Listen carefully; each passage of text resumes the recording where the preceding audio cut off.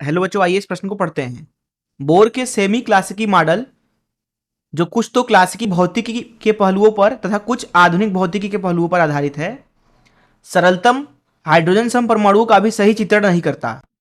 सही चित्र वास्तव में क्वांटम यांत्रिकी से प्राप्त होता है, जो बोर मॉडल से अनेक मूलभूत रूपों में भिन्न है। फिर यदि बोर मॉडल पूर्ण रूप से ठीक नहीं है तो हम इसके बारे में चिंतित क्यों होते हैं? तथापि बोर मॉडल को उपयोगी बनाने वाले कुछ कारण हैं। यहां इस प्रश्न में हमें इस कारण को समझाना है। यह मॉडल केवल 3 अवगृहितों पर आधारित है, लेकिन फिर भी हाइड्रोजन स्पेक्ट्रम की लगभग सभी विशेषताओं की व्याख्या करता है। चलिए इस प्रश्न की मुख्य अवधारणा पे चर्चा करते हैं और मुख्य अवधारणा से ही हम प्रश्न को हल कर देंगे।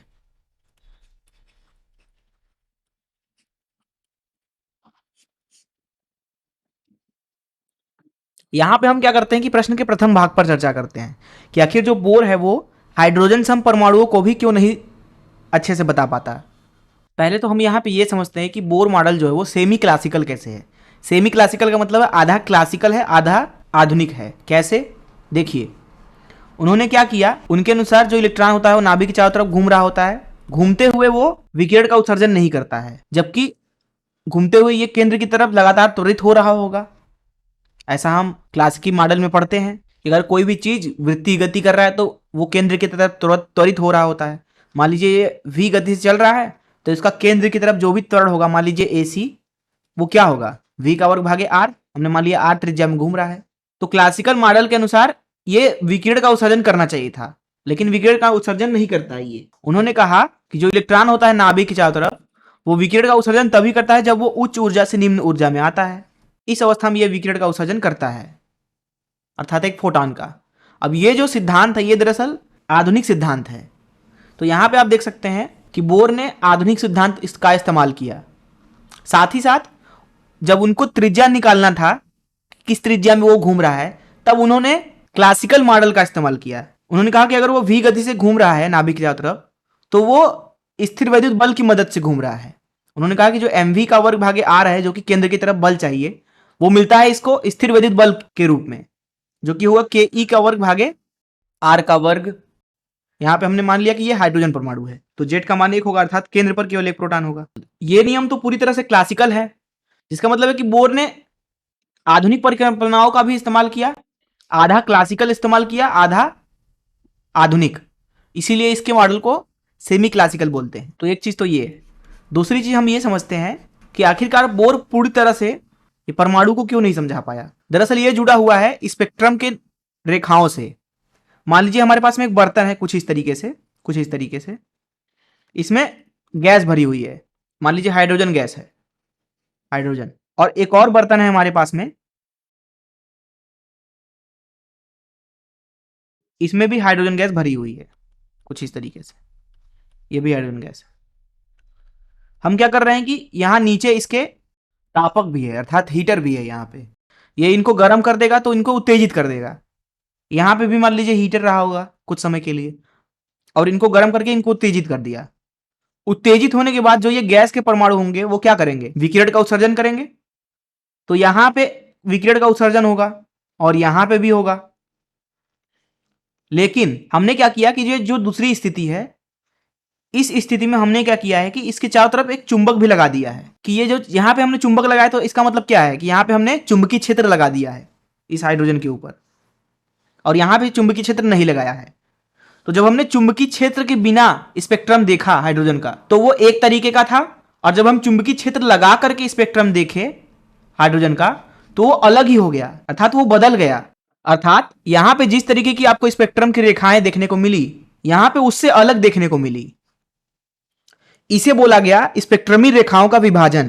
तो जब हमने यहां पे चुंबकीय क्षेत्र लगा दिया, तो आखिरकार इसका स्पेक्ट्रम बदला कैसे, ये चीज बोर का मॉडल नहीं समझा पाया। इस चीज को समझने के लिए श्रोडिंगर ने अपने समीकरण से आधुनिक परमाणु के मॉडल की नींव रखी। उनके समीकरणों से हमें परमाणु का एक विचित्र ही रूप प्राप्त हुआ। हालांकि उसने हमें इस स्पेक्ट्रम के बारे में भी अच्छे से समझा दिया। उसने बताया कि परमाणु में जो इलेक्ट्रॉन होता है वो नाभिक के चारों तरफ गोलीय कक्षों में नहीं घूमता है, बल्कि वो नाभिक के चारों तरफ कहीं भी हो सकता है। और जिस क्षेत्र में उसकी पाई यानी कि प्रायिकता 90% से ज्यादा होती है, उस क्षेत्र को हमने कक्ष बोल दिया। और वे कक्ष जो होते हैं वो बड़े ही विचित्र होते हैं। वो गोलीय भी हो सकते हैं कुछ इस तरीके से, जिसमें इलेक्ट्रॉन जो होगा वो इस तरीके से होगा, वो बाहर भी हो सकता है इलेक्ट्रॉन, लेकिन 90% से ज्यादा प्रायिकता होती है कि वो गोली कक्ष में घूमे, तो जो कक्ष कहलाता है वो एस कक्ष कहलाता है। और इलेक्ट्रॉन जो होता है नाभिक के चारों तरफ, वो कुछ इस तरीके से भी घूम सकता है, डंबल की आकृति में, जहां पे उसके पाए जाने की प्रायिकता 90% से ज्यादा है। अगर इस तरीके के कक्ष में वो घूमेगा तो इसको पी नाम दे दिया गया। और अगर वो नाभिक के चारों तरफ कुछ इस तरीके की आकृति में घूमता है, कुछ इस तरीके की, अर्थात दो डंबलों की आकृति, अर्थात जो भी इलेक्ट्रॉन होगा उसका इस क्षेत्र में पाए जाने की प्रायिकता जो है वो 90% से ज्यादा है। पुनः मैं बोलूंगा कि वो बाहर भी हो सकता है, लेकिन वो अपना ज्यादातर समय इस क्षेत्र में बिताता है। तो इस तरीके से हमें एक और कक्ष मिल गया। इस कक्ष को हम बोलते हैं डी कक्ष। इसी तरीके से बहुत सारे कक्ष होते हैं, और जो ये कक्ष की अभिकल्पना है, इसकी मदद से हम एक से ज्यादा इलेक्ट्रॉनों के तंत्र को भी अच्छे से समझा पाए, जो कि बोर मॉडल नहीं कर सकता है। कुछ चीजें और समझते हैं। तो अभी हमने देखा कि प्रश्न के प्रथम भाग का उत्तर होगा कि जो बोर मॉडल है वो दरअसल चुंबकीय क्षेत्र की वजह से हमें स्पेक्ट्रम के रेखाओं के बारे में सही जानकारी नहीं दे सकता है। अर्थात अभी भी वो हाइड्रोजन के बारे में पूरी तरह से सही नहीं है। वो चीज सही हो गई आधुनिक परमाणु मॉडल की मदद से।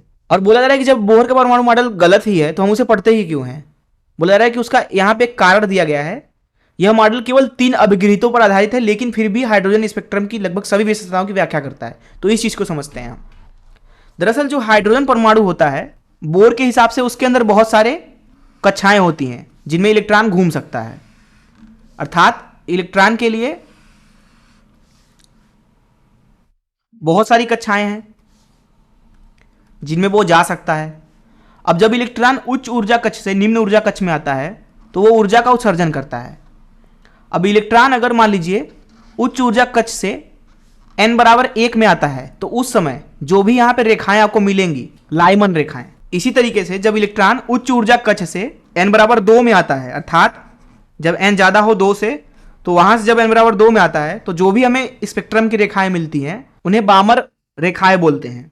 इसी तरीके से जब इलेक्ट्रॉन n बराबर 3 में आता है, किसी n बराबर 3 से ज्यादा कक्ष से, तो जो रेखाएं मिलती हैं हमें वो पाश्चन रेखाएं होती हैं। इसी तरीके से और भी रेखाएं होती हैं। ये जो सारी स्पेक्ट्रम रेखाएं हैं ये दरअसल बोर के मॉडल से पूरी तरह से समझाई जा सकती है। उस चीज को समझाया गया इस तरीके से कि जो फोटोन की ऊर्जा है, जिसको हम hν लिखते हैं, वो बराबर होगा 2 कक्षों के बीच में ऊर्जा के अंतराल के। अर्थात ये मान लीजिए इस कक्ष की ऊर्जा E1 है, इस कक्ष की ऊर्जा मान लीजिए E2 है, और इलेक्ट्रॉन इधर से इधर आता है, तो ये बराबर होता है E1 ऋण E2 के संख्यात्मक मान के। और इस चीजों से जो हमने गणनाएं की वो पूरी तरीके से प्रायोगिक रूप में मिली हुई विभिन्न रेखाओं के साथ पूर्णतया सही मैच कर गई। कुछ जगह तो बोर का मॉडल पूरी तरीके से सही है। अर्थात जो बोर का मॉडल है वो स्पेक्ट्रम में रेखाओं को पूरी तरीके से समझाता है, और यही कारण है कि हम बोर मॉडल को आज तक पढ़ते भी हैं। तो ये हो जाएगा इस प्रश्न के दूसरे भाग का हल, जिसपे हमने अच्छे से चर्चा कर लिया। मैं आशा करता हूं कि ये चीजें आपको समझ में आई होंगी। धन्यवाद।